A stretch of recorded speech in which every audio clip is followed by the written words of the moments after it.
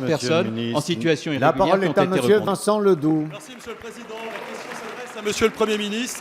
J'y associe mon collègue Bernard Gérard. Monsieur le Premier ministre, dans la nuit de samedi à dimanche, le personnel urgentiste du centre hospitalier de Tourcoing a été agressé par une quinzaine d'individus de la même famille, accompagnant leur père, victime d'un malaise. Les personnels comme les patients décrivent une scène d'une brutale sauvagerie.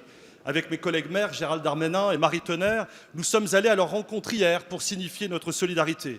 Nous avons vu des personnels debout. Tous ont repris leur poste le lendemain, malgré les blessures et les traumatismes. Hommage leur soit rendu.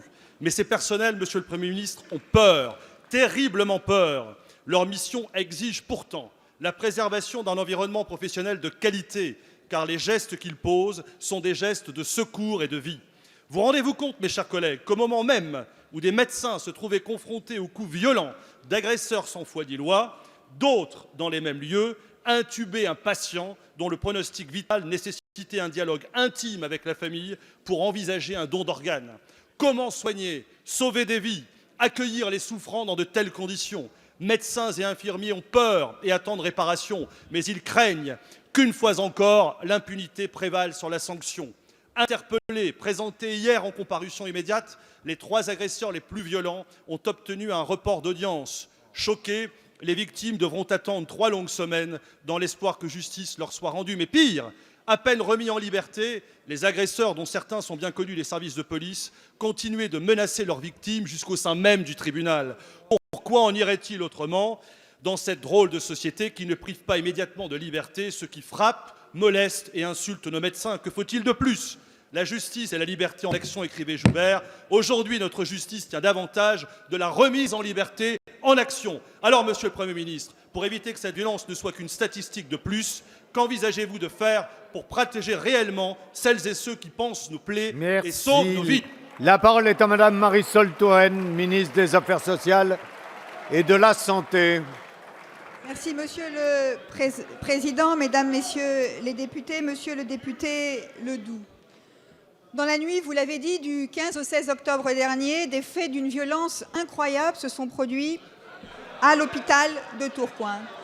Incroyable parce qu'il n'est pas acceptable et pas tolérable que des professionnels soignants, médecins, infirmières et des personnels administratifs soient pris à partie et soient l'objet d'attaques violentes. Un médecin a été frappé, ses cheveux arrachés, une infirmière a été plaquée au sol.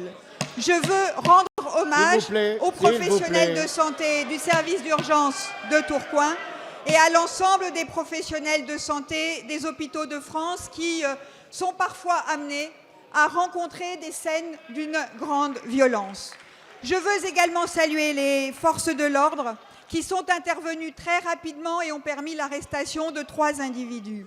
Avec Bernard Cazeneuve, nous avons travaillé à la mise en place d'un plan d'action qui s'applique à l'ensemble des établissements hospitaliers. Depuis plusieurs années, des conventions entre les établissements hospitaliers, les services de police et les services de justice sont signées qui permettent l'intervention de la police dans des délais rapides.